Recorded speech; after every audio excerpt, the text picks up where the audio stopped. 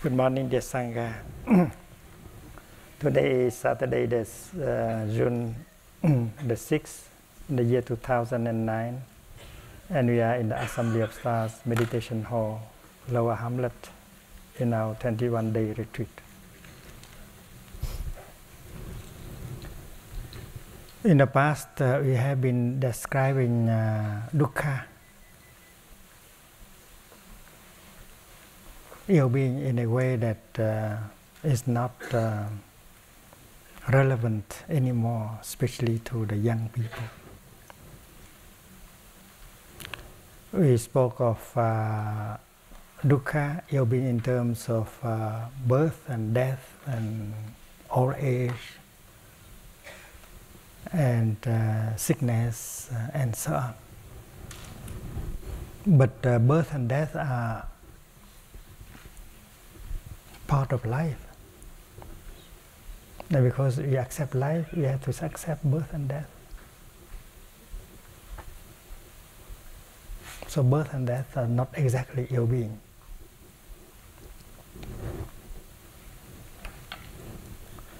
Of course, childbirth involves danger, a lot of risk, painful. But the birth of a baby is something wonderful for the mother, for the father, and for us. And that is why we celebrate our birthday. Happy birthday to you. So birth is not exactly ill-being. It's not suffering.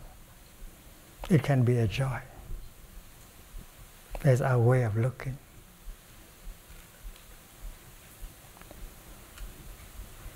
Old age.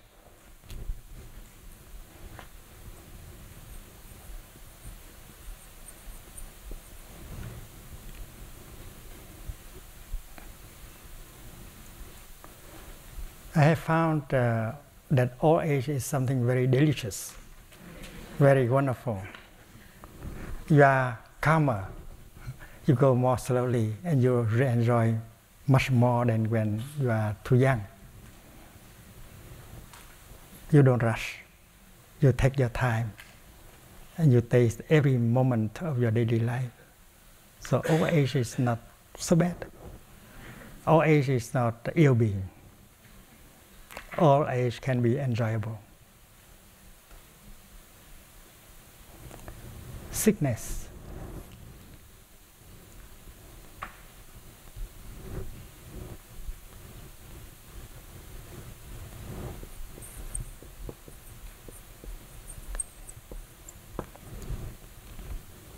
Sickness is a part of life, like birth and old age. If you accept life, you have to accept sickness. When we were small, we were sick again and again. And because of that, our immune system became stronger. If we did not get sick as a baby, we will remain very weak.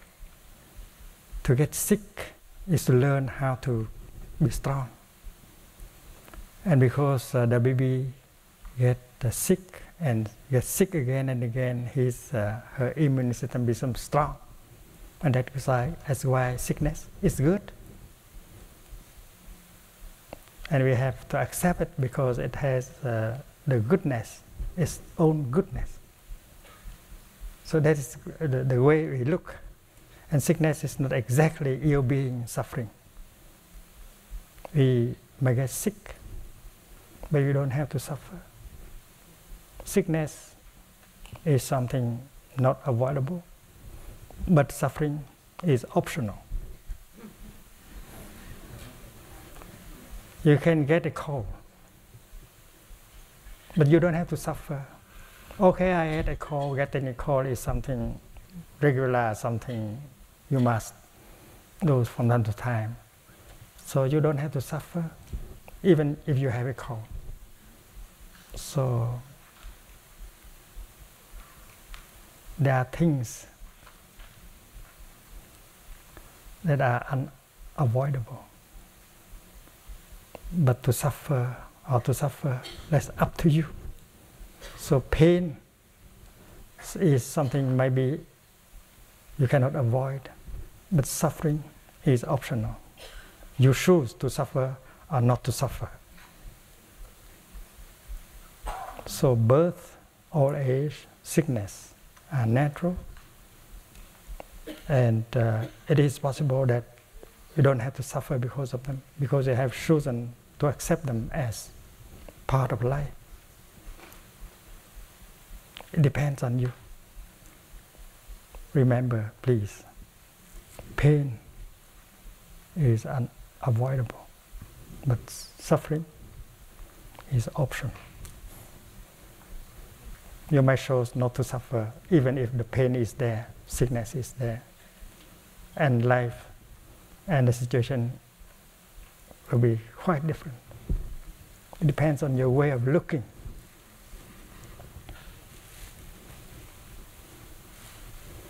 Death.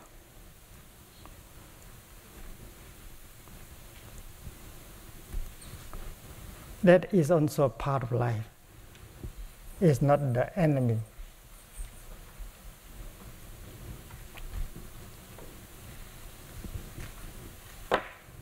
Cái viết của thầy nó hơi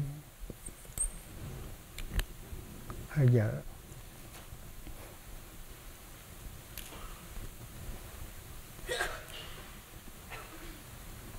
We know that many cells of our body die at every moment, and because of that, new cells can be born. So death takes place all the time. Without death, birth cannot be possible. So in order to accept life, you have to accept death. Imagine there is no death.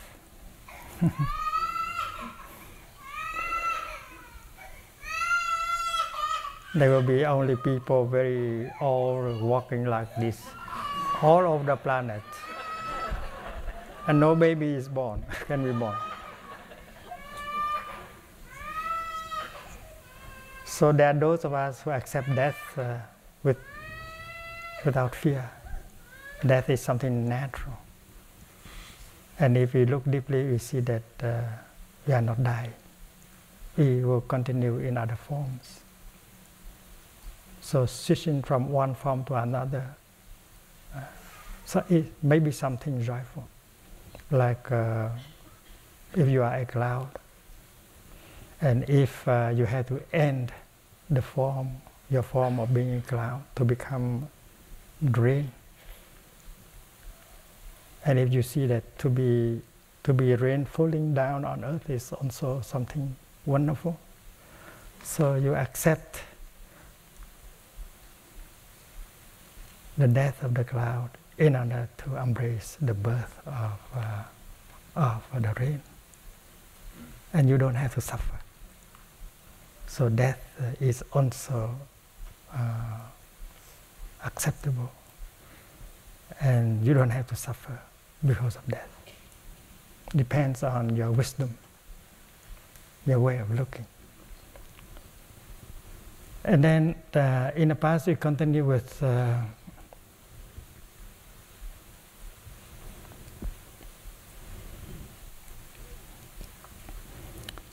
separation.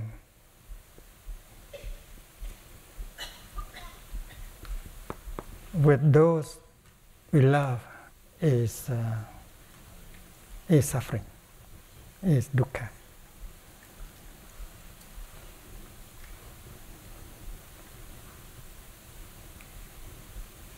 Those to whom we are attached, we don't want to be separated from him, from her. But if we have to be away, and then we suffer. But if we have deep wisdom, if we have strong aspiration, and then we can accept that separation in order to fulfill our vow. So we don't have to suffer. And reunion, not reunion, but to be forced to live with the one that you don't love, you hate, is suffering. And that is the old description of dukkha, of ill-being.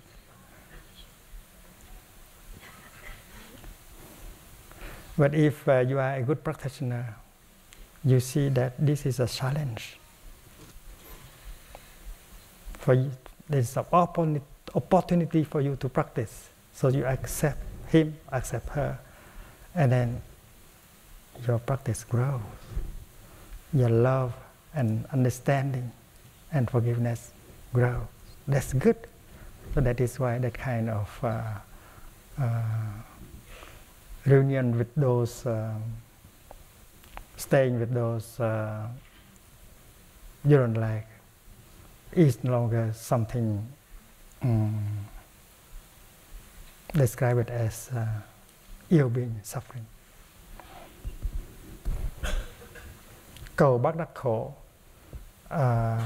not getting what you want. What you want. Not getting what you want is suffering, is ill-being. That's how he described it, dukkha in the past. Of course, if you don't get what you want, you suffer. But the truth is that sometimes you got it and you suffer more.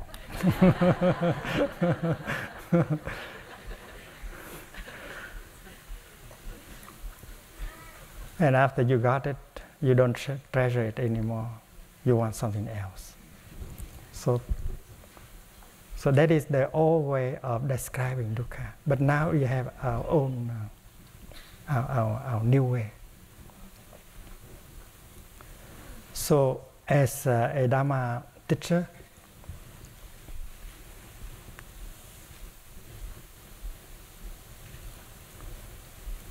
we have to realize that the dukkha of our time should be presented, should be described differently. And we have begin with tension in the body.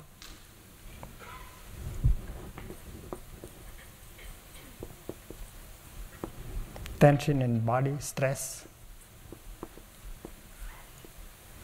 That is the kind of ill-being that is very close. You have to recognize in order to deal with tension, stress, and pain in the body.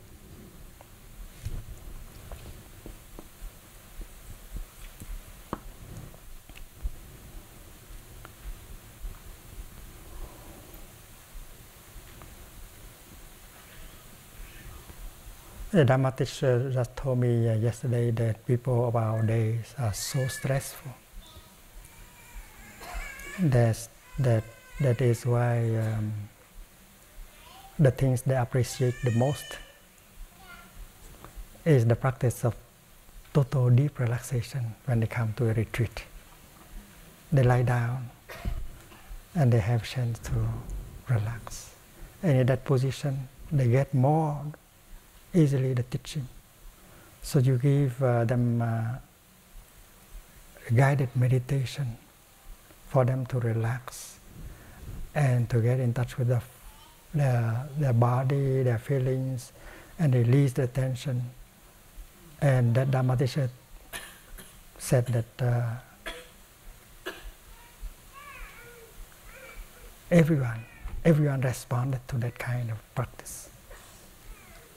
Total relaxation, guided meditation in the lying position, because people are so stressful. Everyone needs to rest, to release the tension. So in a retreat that you organize,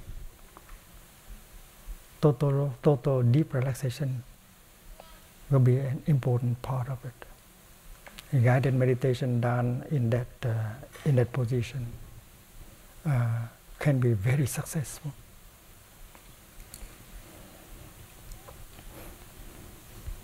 There is a violence within us, anger, violence in us.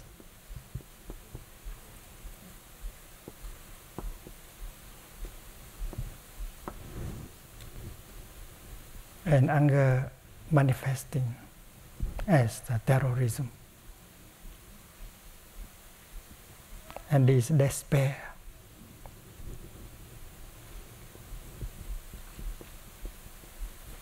The act of terrorism can be described as an act of despair. And the act of suicide is an act of despair.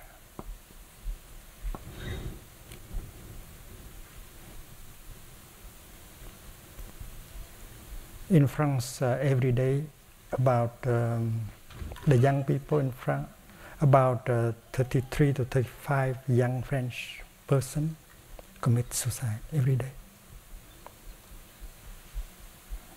There are more of them in the United Kingdom and in many other countries. The young people take their life every day because they have so much anger, so much despair in them. They do not know how to handle. So that is a real dukkha in our society.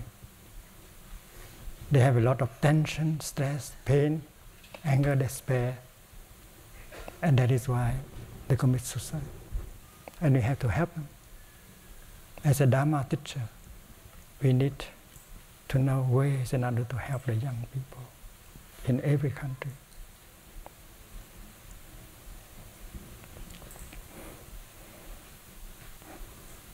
People don't commit suicide when they are poor, but when they have a lot of despair and anger. And people don't kill because they are poor. People kill because they are victims of anger and despair and violence. So to help the terrorists, and to help the terrorists to be, you have to help remove the anger, the despair, the violence in them. To kill them does not mean helping.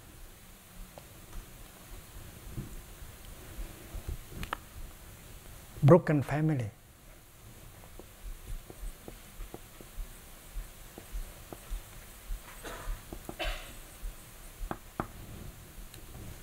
That is everywhere. Divorce. Broken families.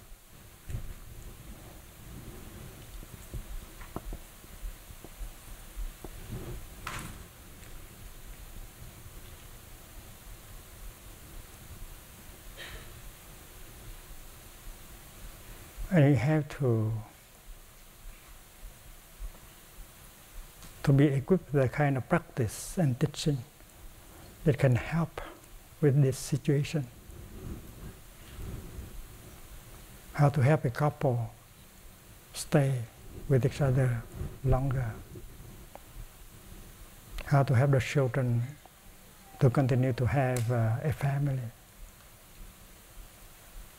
and not to suffer of the divorce and of broken families.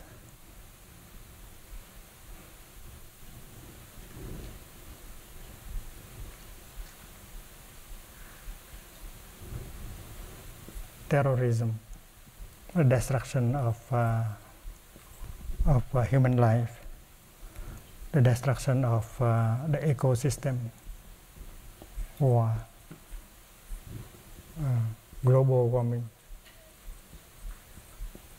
etc.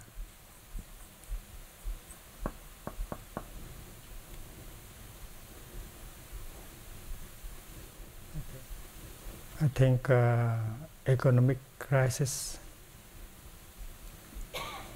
recession, poverty, social injustice, they all they are all derived from this kind of suffering.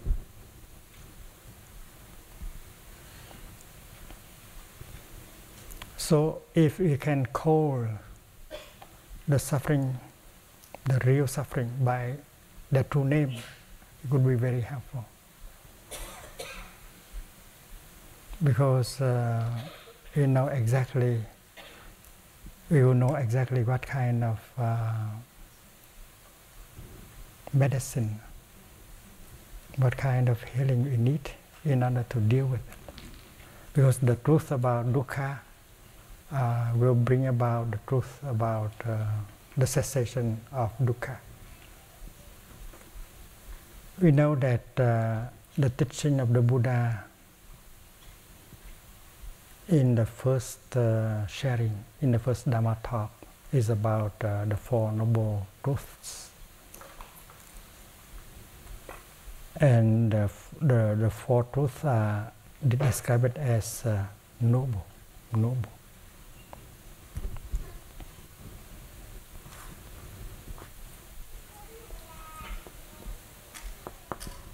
Arya, noble. Arya is the Sanskrit noble. It is noble because it leads to the cessation of ill being.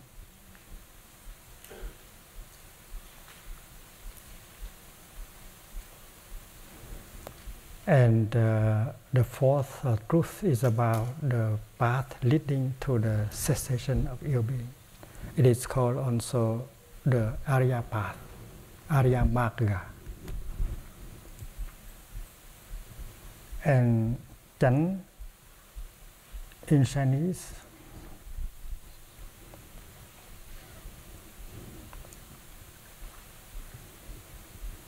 it means the right. Right.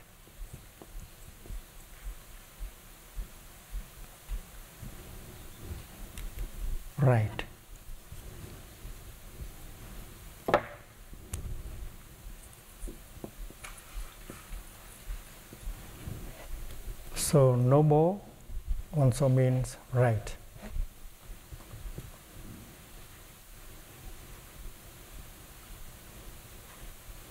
And we know that the noble path consists of right thinking, right view, right speech, right action, right livelihood. So the word right is there. The word right in Sanskrit is samyak.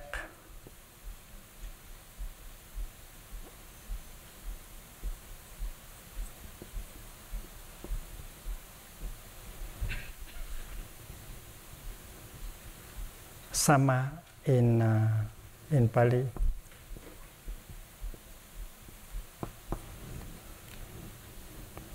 And morality is about right and wrong. Morality is a code of conduct that has authority on the matters of right and wrong. That is how we define morality, a code of conduct that has authority on matters of right and wrong. And morality can be an ideal code of conduct that we would like to accept and to follow. We want to know the right path to go, to avoid suffering.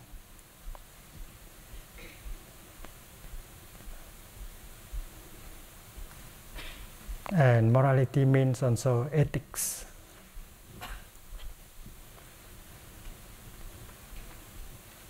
That is a code of conduct that shows the path and the virtue. And ethics is that discipline of philosophy that studies the matters of right and wrong conduct. So when the Buddha offered the Noble Eightfold Path, he intended to offer a path for all of us, a path that leads to the cessation of ill being, of suffering.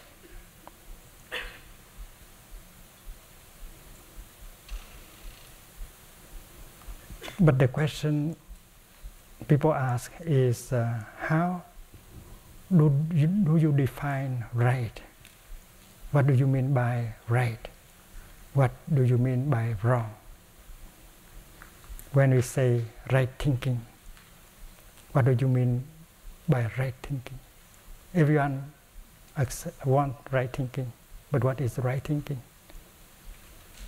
How to think in order for your thinking to be right? Right speech, what to say, what kind of speech that make your words right speech? So that is the question, and that is the subject of a discipline called the normative ethics.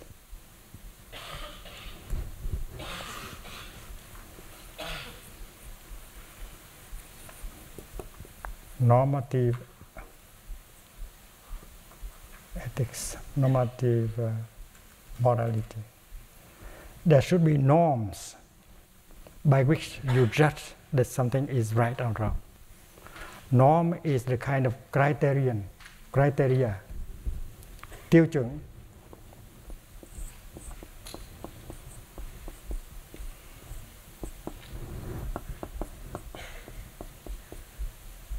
This is a kind of norm by which you can judge whether this is right or wrong. So when the Buddha says right view, you ask him, why do you know, dear Buddha, that view is right? So that is a basic question.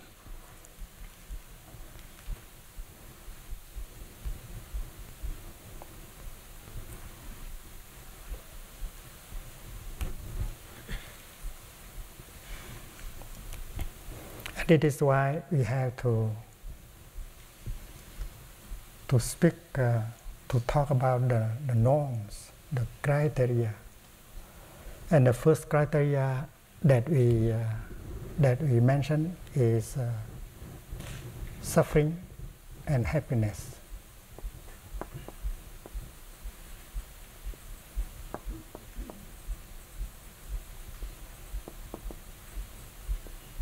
Whatever brings suffering, that's wrong. Whatever can bring happiness, that is right. That is one of the criteria. Dukkha and sukha. But we just learn something about suffering. There is something different between suffering and pain. And we have said that pain, if we know how to accept it, we don't have to suffer. Pain is unavoidable, but suffering is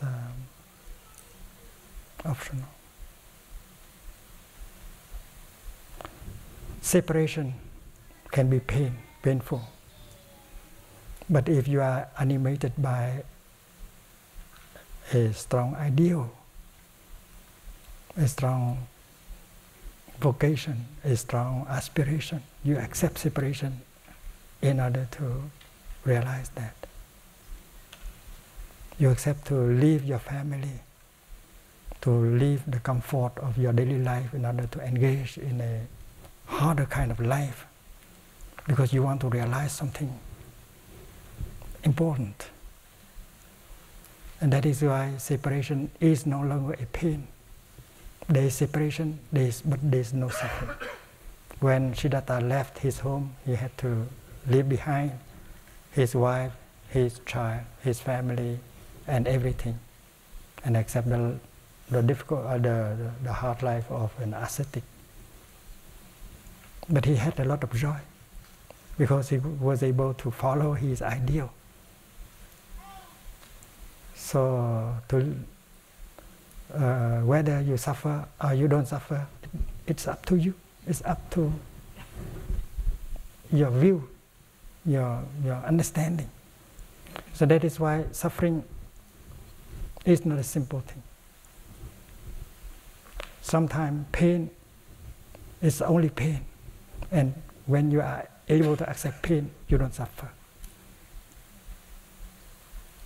So there must be some difference between pain, the lack of comfort, and suffering. And happiness also. Is there any difference between happiness and pleasure? Because many of us think of pleasure as happiness.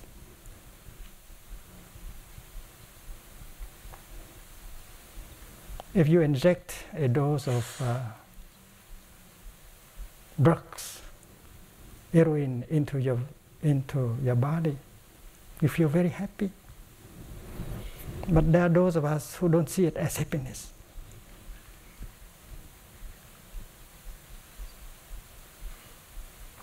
There are those of us who feel very happy drinking a lot of cognac, alcohol. There is a feeling of pleasure. But is it truly happiness?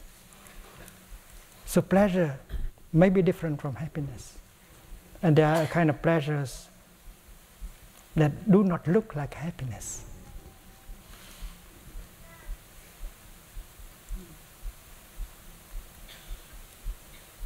And that is why we have to look more deeply. Pain is not exactly suffering. Pain cannot be identified with suffering.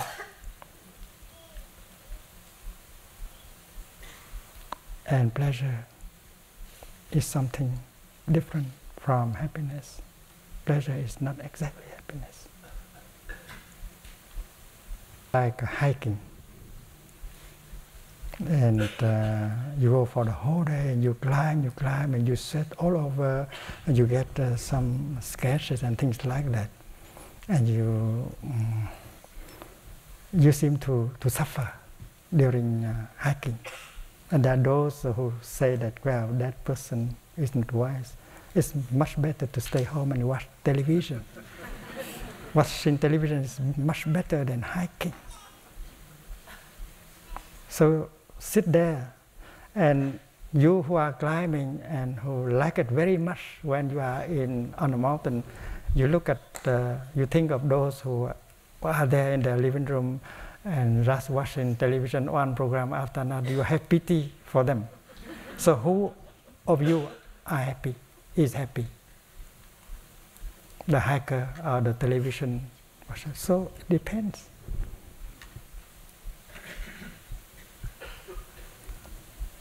And when you go to school,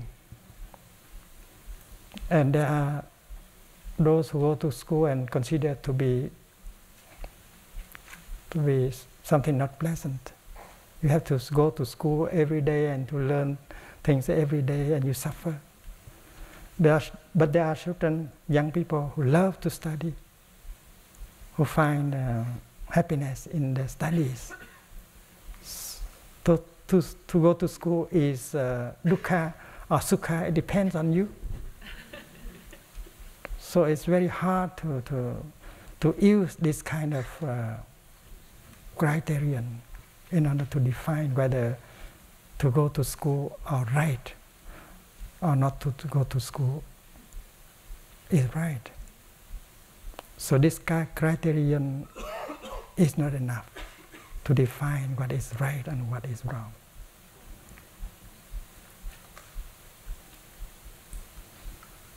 The Four Noble Truths, the first Dhamma talk given by the Buddha, seems to say that everything that leads to suffering is wrong, and everything that leads to the cessation of suffering is right. But we have, for that we have to look deeply into the nature of happiness and suffering in order to understand. And that is why we have another set of criteria. It's called beneficial,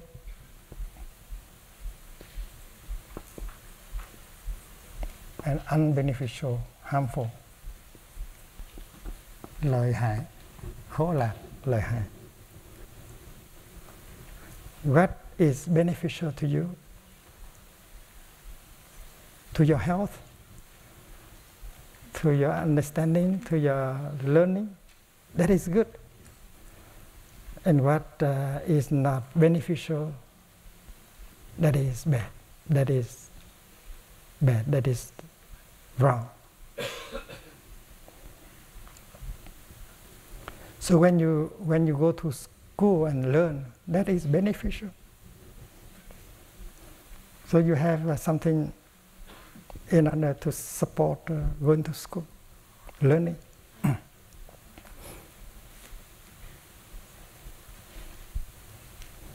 When you drink alcohol, you get pleasure.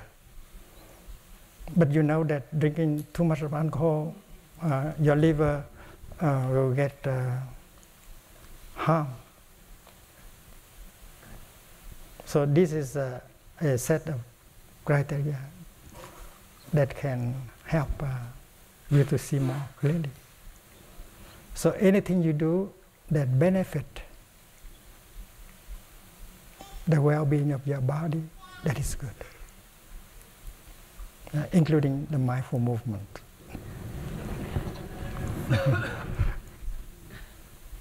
So if you see that while doing the mindful movement, you enjoy. You feel it. It is dukkha. It's sukha, happiness.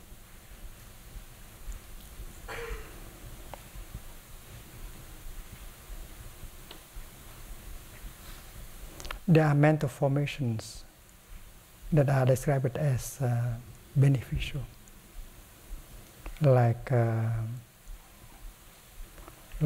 joy, like compassion, like forgiveness, like understanding, like love. And every time you touch the seed of compassion or joy or brotherhood in you, they manifest and they make you happy. They help develop your joy and your happiness. So these are mental formations called beneficial.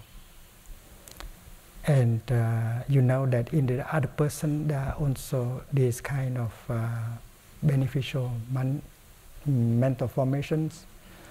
So there are ways that you can help, can touch these beneficial things in him or in her, so that they will manifest, so that that person will be happy. And if that person is happy, you profit. So what is beneficial and what is not beneficial? What is beneficial belongs to the right, and what is not beneficial belongs to the wrong.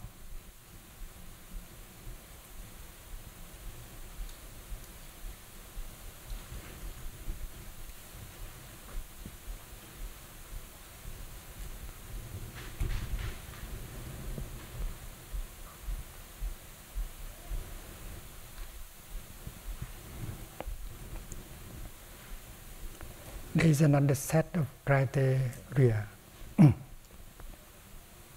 called mê ngộ. You are deluded or you are awake.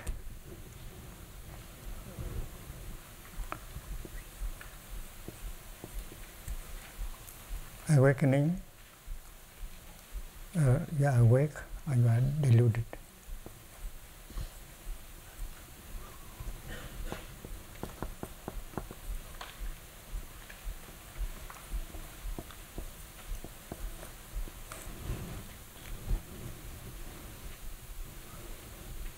When you are not clear-minded, you are not awake, you make the wrong decision, you do the wrong thing. You have the wrong judgment when you are not awake. When you don't have a clear mind. Suppose you drink too much alcohol, or suppose you are under the effect of drugs, you are not clear-sighted. You can be deluded. And whatever decision you make during that moment cannot be wrong, cannot be right. Suppose you are angry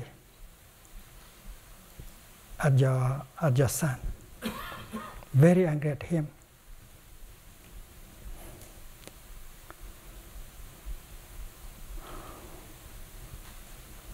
And if in that moment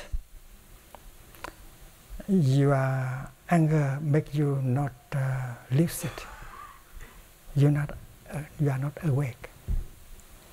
And if in that moment you write the testament, and then you don't want your son to benefit anything from your heritage, and if you make that decision during a time like that, your decision is not right. So don't do anything when you are not awake, when you don't have, you are not clear-minded.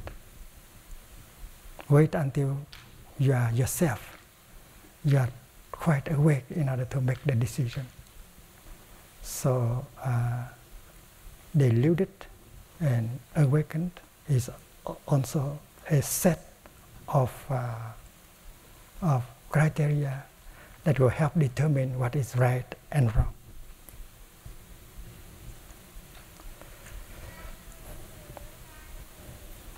If you decide to sell your house,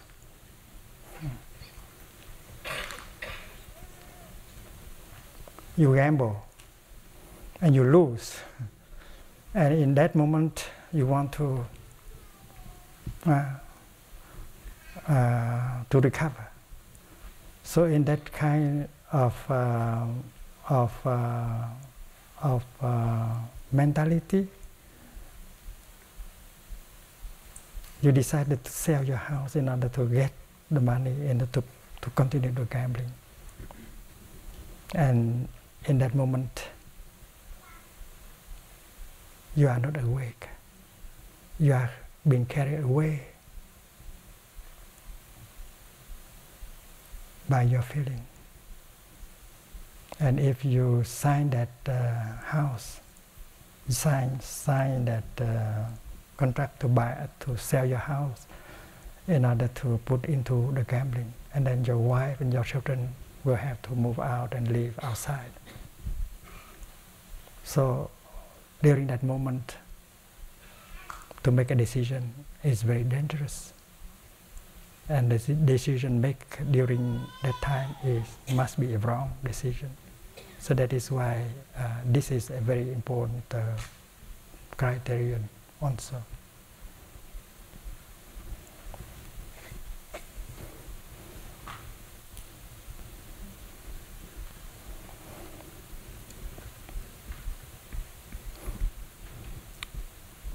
In the Buddhist tradition, we offer also the khai and ya.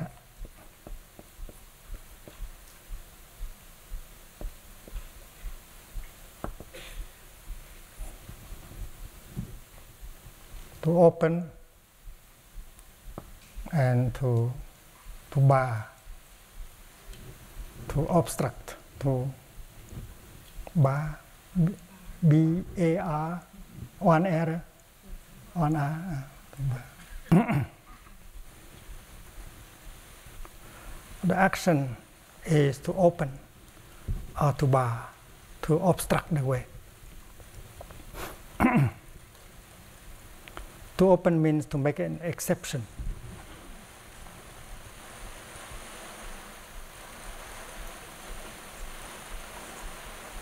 Suppose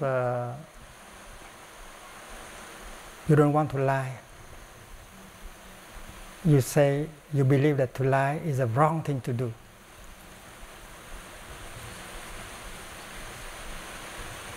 to tell the truth is always a good thing to do, and to tell a lie is always a wrong thing to do.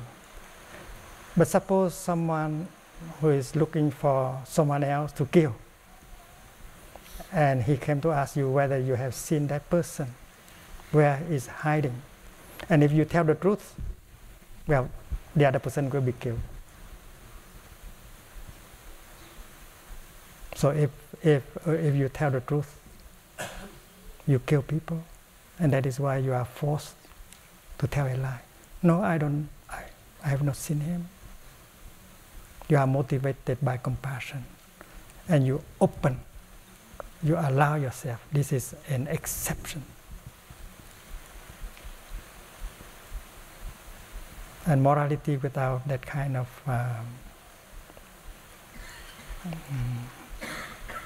dexterity, that kind of flexibility would not be intelligent. That is why to open, to make exception, to allow is a very important thing to do.